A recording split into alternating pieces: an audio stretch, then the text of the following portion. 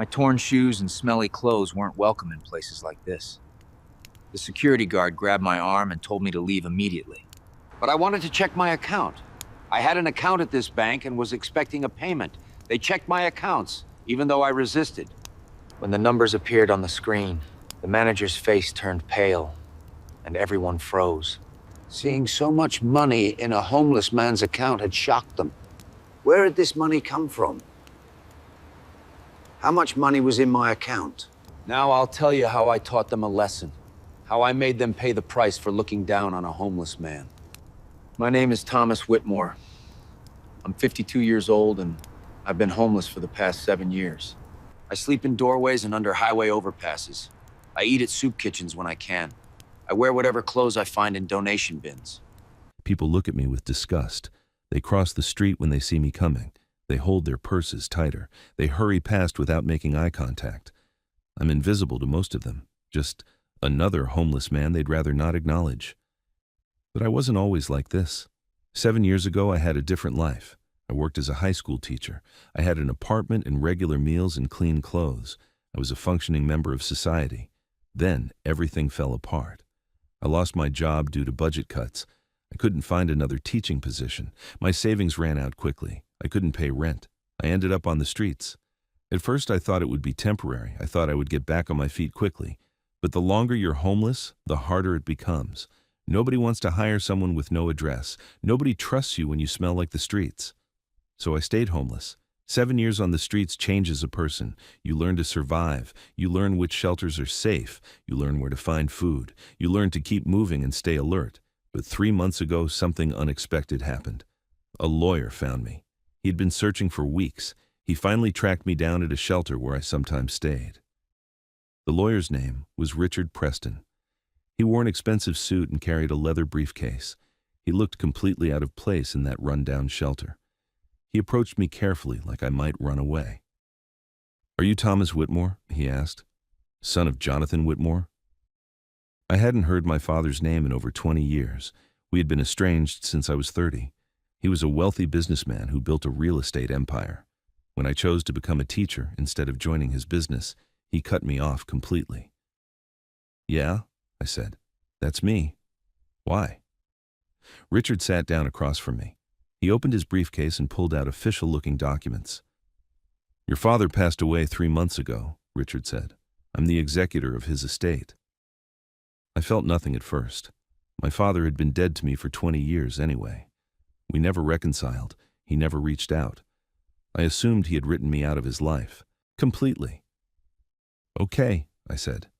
"Why are you telling me this?" "Because he left you something in his will," Richard explained. "A substantial inheritance." I stared at him. This had to be some kind of joke. My father hated me for rejecting his business. Why would he leave me anything? "How much?" I asked. $47 million, Richard said quietly. The shelter room spun slightly. I thought I misheard him. 47 million. That couldn't be real. People like me don't inherit that kind of money. "You're serious?" I asked. "Completely serious," Richard said. He showed me the documents. My father's will, bank statements, asset lists. It was all real. "There's a letter too," Richard said. He handed me an envelope. I opened it with shaking hands. Inside was a handwritten note from my father. I recognized his neat, precise handwriting immediately. The letter was short. He said he was wrong to cut me off. He said teaching was an honorable profession, and he should have respected my choice. He said he tried to find me over the years, but I had disappeared. He said he hoped this inheritance would help me rebuild my life. He said he was sorry. I read it 3 times. Tears streamed down my face. 20 years of anger and resentment mixed with grief for a father I never got to reconcile with. He died before we could talk, before I could tell him I forgave him. But what I didn't know was that this inheritance would teach me something important about human nature. Richard explained the process. Inheritances this large require legal procedures, probate court, tax filings, asset transfers. The whole process would take approximately 90 days. "The money will be transferred to your bank account," Richard said. "Do you have an account?" "I used to," I said, "years ago, before I became homeless." "Which bank?" he asked. "First National Bank," I said. "Downtown branch." Richard made notes. He said he would contact the bank and ensure everything was ready. He gave me his card and told me to call if I needed anything. Then he left me sitting there in that shelter holding documents worth $47 million. The next 3 months were torture. I went to the bank every week to check if the money had arrived. Every time the answer was the same: not yet, still processing, soon. The bank staff started recognizing me: the security guard, the tellers, the manager. They all knew the homeless man who kept coming in asking about his account. They were polite, but dismissive. They clearly thought I was delusional. I couldn't blame them. I looked homeless because I was homeless. I smelled bad because I had nowhere to shower regularly. My clothes were torn because I couldn't afford new ones. Everything about me screamed poverty and desperation. But I had Richard's documents. I had the account number. I had proof that money was coming. I just had to wait. Those who have experienced such waiting understand how hope and doubt wrestle inside you constantly. This morning, I woke up under the highway overpass where I usually sleep. It was cold and damp. My back ached from sleeping on concrete, but something felt different today. It was exactly 90 days since Richard found me. I walked to the bank, 6 blocks through downtown. People avoided me as usual. A woman pulled her child away when I walked past. A businessman wrinkled his nose at my smell. Normal reactions that I'd learned to ignore. First, National Bank stood tall and imposing. Glass doors, marble columns, security cameras everywhere. I'd been here so many times over the past 3 months that it felt familiar now. I pushed through the doors. The air conditioning hit me immediately. The lobby was busy with morning customers, professional people in suits conducting their business. I stood out completely in my torn jacket and dirty pants. The security guard saw me right away. His name was Derek. He was a big man with a military bearing. We had interacted many times before. His expression changed from neutral to annoyed when he saw me. "You again," Derek said. He walked toward me quickly. "I told you last week. We'll call you when your supposed money arrives." "I want to check my account," I said firmly. "You need to leave," Derek said. He grabbed my arm. "You're disturbing other customers." Other customers were staring now. A well-dressed woman moved away from me. A businessman shook his head in disgust. I could see what they were thinking. Homeless man causing trouble. Someone should remove him. "I have an account here," I insisted. "I have the right to check it." "Sir, please leave voluntarily," Derek said. His grip on my arm tightened. "Don't make me remove you forcibly." That's when the manager appeared. Sarah Hoffman was in her early 40s with perfectly styled blonde hair and an expensive suit. She had dealt with me before. Her expression showed barely concealed irritation. "What's the problem, Derek?" Sarah asked. "Same homeless guy," Derek said. "Keeps coming in with his crazy story about millions of dollars." Sarah looked at me with thinly veiled contempt. She had heard my story before. She clearly didn't believe it. To her, I was just a nuisance, a homeless man who wandered in off the street disrupting her orderly bank. "Mr. Whitmore," Sarah said coldly, "we've been patient with you, but you can't keep coming in here. You're making other customers uncomfortable." "Check my account," I said. "That's all I'm asking." "We've checked multiple times," Sarah said. "There's never anything there. You're wasting our time." "Check again," I insisted. "Today is day 90. The money should be there." And Sarah sighed heavily. She clearly wanted to refuse, but several customers were watching now. She had to maintain appearances of good customer service. "Fine," she said. "One last time. But if there's nothing there, you need to leave and not come back." She walked to a teller station. Derek kept his hand on my arm, ready to escort me out. The other customers watched like this was free entertainment. The homeless man's delusion was about to be exposed. Sarah gestured for me to approach. I walked to the counter. The teller was a young woman named Jessica. She looked at me with obvious disgust. She wrinkled her nose at my smell. "Account number?" Jessica asked impatiently. I recited the number I had memorized. Jessica typed it into her computer. She glanced at Sarah and rolled her eyes. She clearly expected to find nothing, just like all the previous times. But what happened next would change everything for all of them. Jessica's fingers stopped moving on the keyboard. Her eyes widened. She leaned closer to the screen. Her mouth opened slightly. She looked at the screen, then at me, then back at the screen. "Manager," Jessica said quietly. Her voice was strange. "You need to see this." Sarah walked behind the counter. She looked at the computer screen. I watched her face change. The color drained completely. Her eyes went wide. Her hand came up to her mouth. "Oh my God," Sarah whispered. Derek released my arm. He stepped closer to see what they were looking at. Other tellers noticed the commotion and gathered around. Everyone stared at the screen in complete shock. I knew what they were seeing. The number that had finally appeared after 3 months of waiting.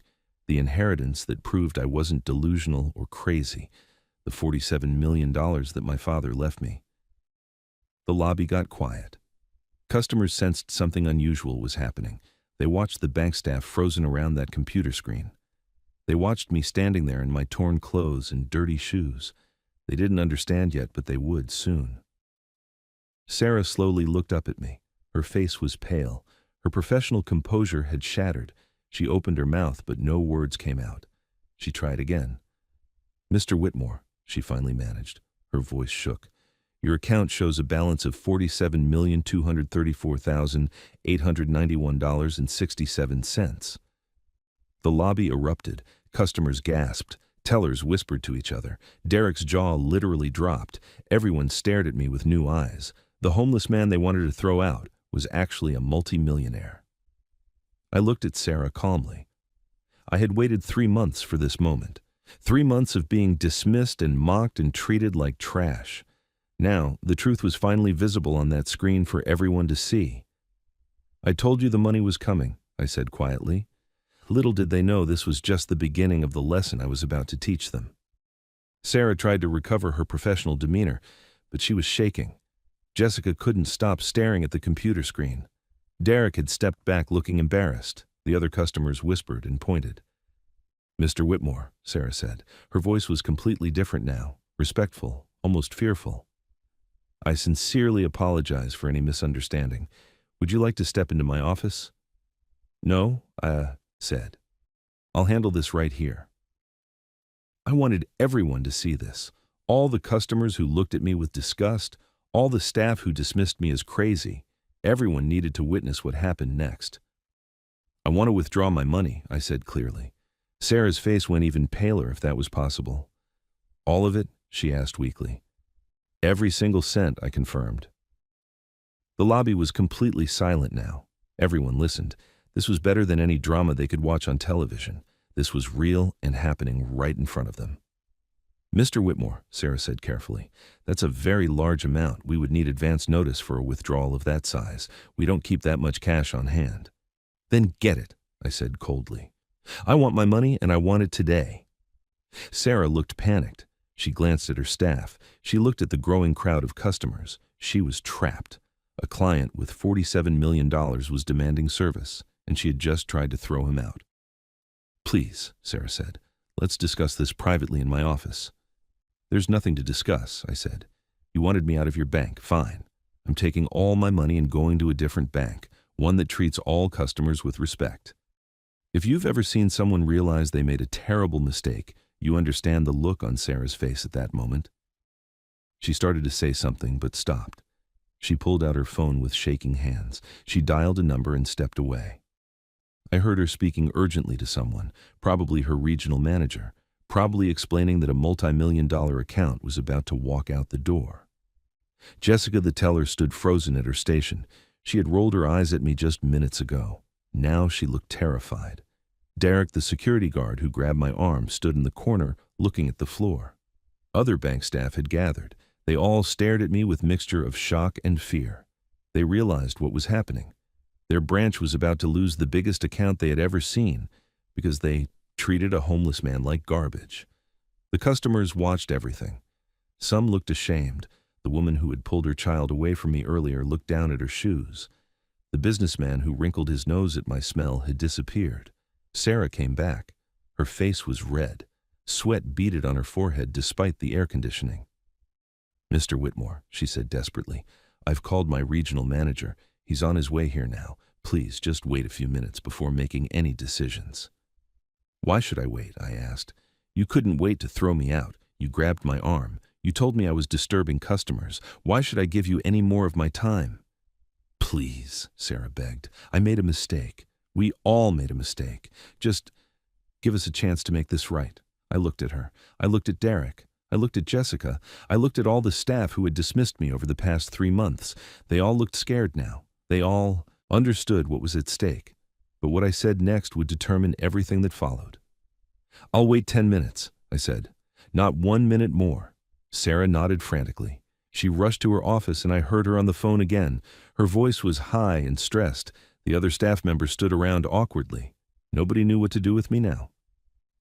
I stayed standing at the counter. I didn't sit down. I didn't make myself comfortable. I wanted them to feel the pressure of every passing second. This was their chance to fix what they broke. The customers slowly went back to their business, but everyone kept glancing at me. The homeless millionaire. The man they all judged wrong. I could see them reassessing everything, wondering how many other people they had misjudged based on appearance. Jessica, the teller, kept trying to catch my eye. She looked like she wanted to apologize, but was too scared to speak. Derek, the security guard, stayed in his corner. His face was red with embarrassment and shame. 7 minutes passed, then 8. At 9 minutes, the front doors opened and a man in an expensive suit rushed in.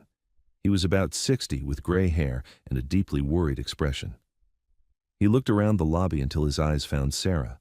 Sarah hurried over to him. They spoke in urgent whispers. The man kept glancing at me.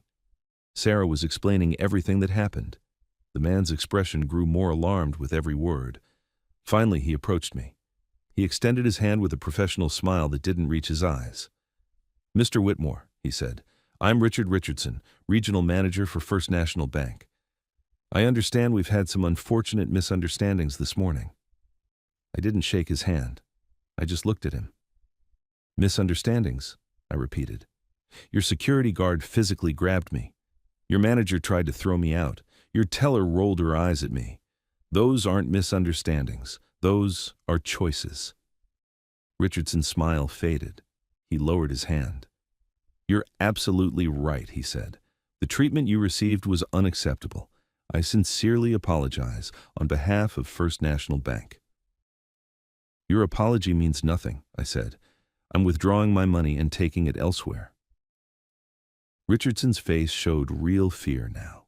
$47 million was walking out the door. That kind of loss would devastate this branch's numbers. Heads would roll, bonuses would disappear, careers would end. "Mr. Whitmore, please," Richardson said. "Let's talk about this reasonably. We made a mistake, but we can correct it. We can offer you premium services, private banking, a dedicated account manager, whatever you need." "What I needed was basic respect," I said. "What I needed was to be treated like a human being. You couldn't even give me that." Those who understand the value of human dignity know that money can't buy back lost respect. The lobby had gone quiet again. Everyone watched this confrontation. Sarah stood behind Richardson looking like she might cry. Jessica had tears actually running down her face. Derek looked sick. "You're right," Richardson said quietly. "We failed you completely. Money can't fix that.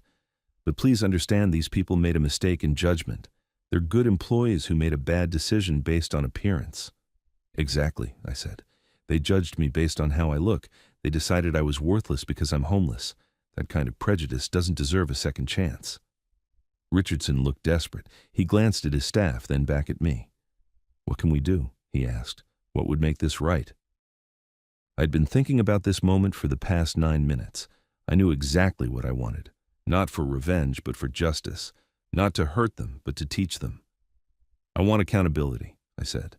"The people who treated me like trash should face consequences for their actions." Richardson nodded slowly. "What kind of consequences?" he asked carefully. "Your manager, Sarah Hoffman, should be fired," I said clearly. "She set the tone for how I was treated. She made the decision to remove me. She bears responsibility." Sarah gasped. Her face went white. Tears started streaming down her face immediately. "Please," Sarah begged. "I have a family. I have bills. I can't lose this job." I looked at her without sympathy. "I have nothing," I said. "I sleep under a bridge. I dig through trash for food. You were willing to throw me out onto the street without a second thought. Now you're begging for mercy." The irony wasn't lost on anyone in the room. The homeless man held all the power now. The professional manager was begging him for compassion. But what happened next surprised everyone, including myself. Richardson spoke carefully. "Mr. Whitmore, I can't fire Sarah without corporate approval," he said, "but I can suspend her pending investigation. Would that be acceptable?" "No," I said firmly. "She showed her character today. She doesn't deserve another chance." Sarah was openly sobbing now. Other employees looked horrified. They realized their jobs might be at risk too. Richardson looked trapped between keeping a major client and protecting his employee. "What about Jessica and Derek?" Richardson asked. "Should they face consequences too?" I looked at Jessica. She was young, maybe 25. She looked terrified. I looked at Derek. He was older, maybe 50. He looked ashamed and defeated. "They followed Sarah's lead," I said, "but they participated. They should receive formal warnings and undergo sensitivity training." Richardson nodded quickly. "That's fair," he said. "I can arrange that immediately." He turned to Sarah. "Sarah, I'm sorry," Richardson said, "but Mr. Whitmore is right. Your actions this morning were unacceptable. I have to let you go." Sarah collapsed into a chair. Her career was over, her reputation destroyed, all because she judged a homeless man and tried to remove him from her bank. The lobby was completely silent. Nobody moved. Nobody spoke. Everyone watched this real-life drama unfold. The lesson was clear. Treat everyone with respect.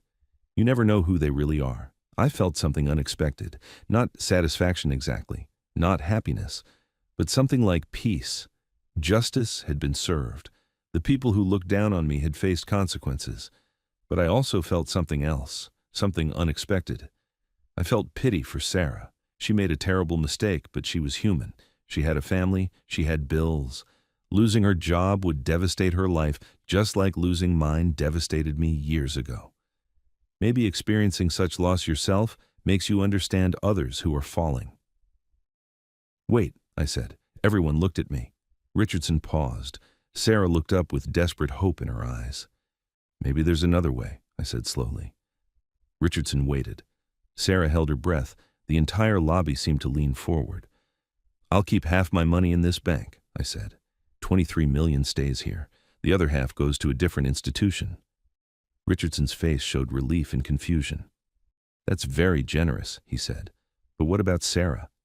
"She keeps her job," I said. "But she's demoted. She loses her management position. She starts over as a regular teller. She learns what it's like to be at the bottom." Sarah stared at me. Tears still ran down her face, but now they were mixed with relief and gratitude. "And she has to volunteer," I continued. 10 hours every week at a homeless shelter. She needs to see homeless people as human beings. She needs to learn what she failed to understand today." Richardson nodded quickly. "Done," he said.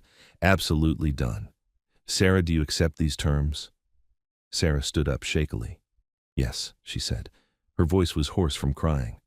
Thank you so much." She looked at me directly. "I'm so sorry, Mr. Whitmore," she said. "You were right about everything. I judged you unfairly. I treated you terribly. I'll do better. I promise I'll do better." I nodded but said nothing.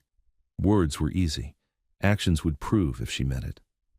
"Jessica and Derek still get formal warnings and training," I said. "That part doesn't change." "Understood," Richardson said.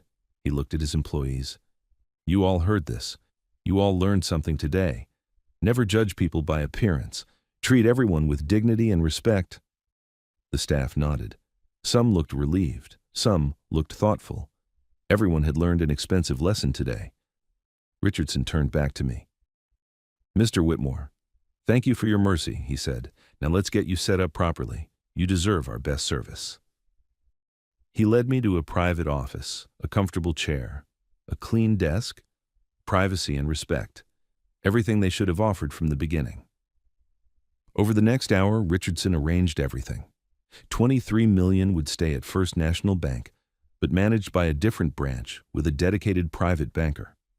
The other $24 million would be transferred to a different bank entirely.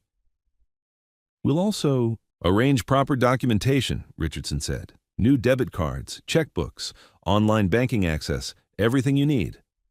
"I'll need help with other things too," I said. "I haven't managed money in years. I'll need financial advisors, tax consultants, legal help." "We'll connect you with the best people," Richardson promised. "Whatever you need, we'll provide it."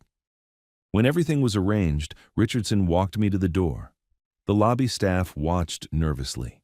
Sarah stood at a teller window now instead of behind her manager's desk. Her demotion had started immediately.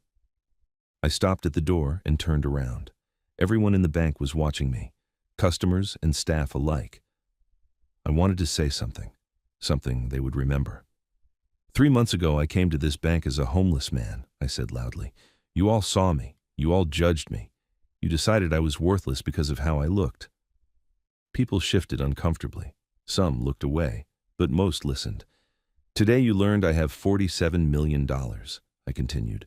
Suddenly I'm worth your time. Suddenly I deserve respect. But the truth is nothing about me changed. I was the same person 3 months ago that I am today. I let that sink in for a moment. The only thing that changed was your knowledge of my bank account, I said, and that's the problem. You shouldn't treat people better because they're rich.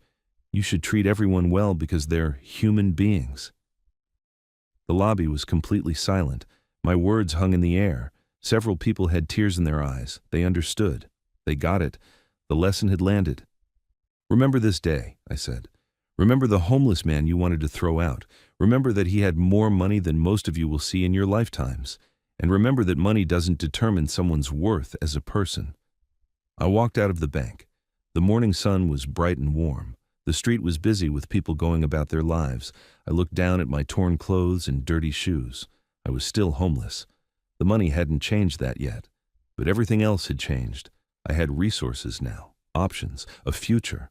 I could get off the streets. I could rebuild my life. My father's inheritance would give me the second chance he never got to see me receive.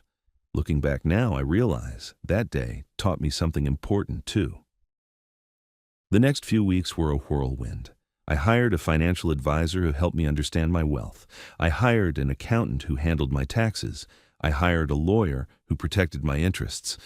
I rented an apartment, a simple one-bedroom place, nothing fancy. After 7 years of sleeping outside, having walls and a roof felt strange. I bought new clothes, basic stuff, jeans and shirts and comfortable shoes. I threw away my homeless clothes. That chapter was over.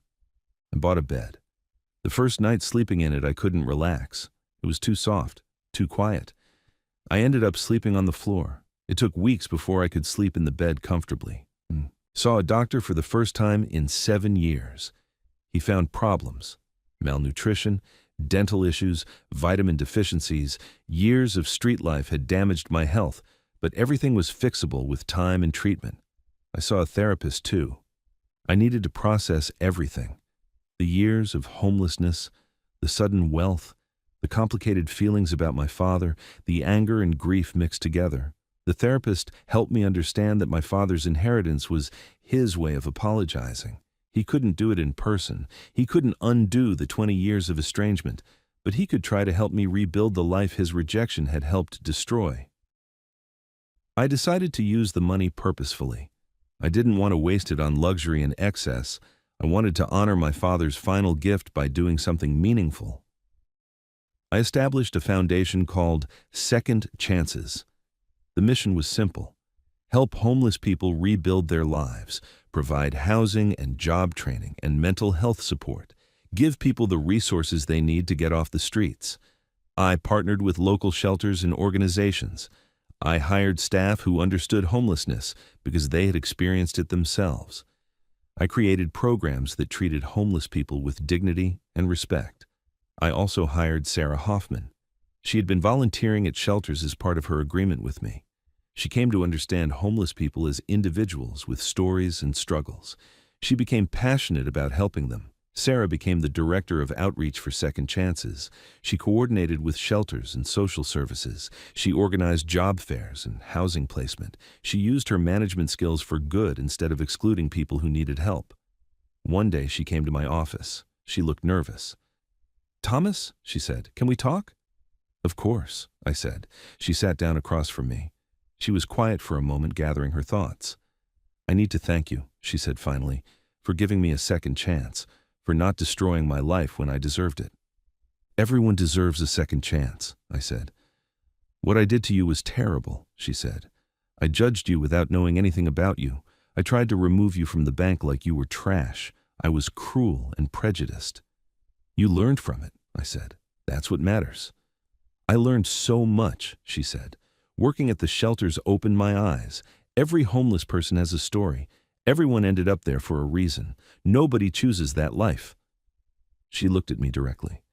You could have destroyed me, she said. You had every right. But you showed me mercy instead. You gave me a chance to be better. I'll spend the rest of my life trying to earn that mercy. Those who have received unexpected kindness understand how it changes you forever. I worked with Second Chances for the next 2 years. We helped over 500 people get off the streets. We provided housing and jobs and hope. We showed homeless people that society hadn't forgotten them. Some people failed. They fell back into old patterns. They couldn't handle the transition from streets to stability. That's the reality of homelessness. It's not fixed easily or quickly. But many people succeeded. They rebuilt their lives. They found jobs and homes and purpose. I met a man named Robert who had been homeless for 12 years. He was a veteran with PTSD. Second Chances got him into treatment and housing. Today he works as a counselor helping other veterans transition back to civilian life. I met a woman named Maria who became homeless after fleeing domestic violence. Second Chances provided safe housing and job training. Today she manages a restaurant and supports her 2 children. Every success story reminded me why I was doing this work. Every person who got off the streets proved that second chances matter, that people can change, that society should invest in helping instead of judging. This story reminds us that appearances mean nothing. The homeless person you pass on the street might be smarter than you. They might have skills and knowledge and potential that circumstances have hidden. Everyone deserves dignity. Everyone deserves respect. Not because of their bank account or their clothes or their address, but because they're human beings with inherent worth. I learned that lesson on the streets. I learned it again in that bank when I saw how quickly people's treatment changed based on money. Money doesn't make you valuable. It just makes you visible to people who value the wrong things. The banker who judges the homeless man might be serving a millionaire. The businessman who crosses the street to avoid a beggar might be avoiding someone with more education than himself. You never know someone's story by looking at their appearance. My father gave me $47 million, but the real gift was the opportunity to help others, to use wealth for good, to create second chances for people who society had given up on. Sarah learned that treating people with respect isn't optional. It's required. Everyone you meet deserves basic human dignity regardless of how they look or smell or where they sleep. The bank learned that clients come in all forms, that judging by appearance costs them millions, that treating everyone well is simply good business and good humanity. What lesson did you gain from this story? Have you ever judged someone by their appearance and been wrong? Have you ever been judged unfairly yourself? Remember that every person has a story you don't know. Every homeless person was someone's child. They had dreams and hopes. Life circumstances beyond their control led them to the streets. Offer kindness, offer respect. You never know when you might be turning away someone who could teach you something, or who might one day be in a position to help you. Treat everyone as you would want to be treated if circumstances reversed. Share your thoughts in the comments. Don't forget to like and subscribe. Thank you for watching.